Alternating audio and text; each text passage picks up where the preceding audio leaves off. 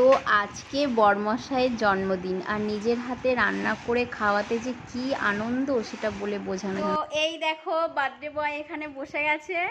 তো কি কি মেনু হয়েছে আজকে বলো একটা একটা করে দেখি।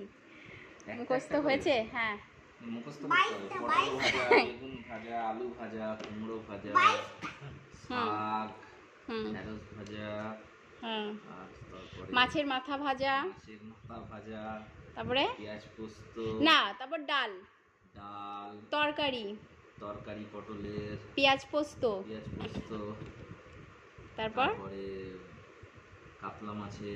কাতলা মাছের কালিয়া, চাটনি, পাঁপড়, মিষ্টি 2 রকম, পায়েস, খাসির মাংস, দই, প্রচুর খাওয়া 22-23 রকম। এই দেখো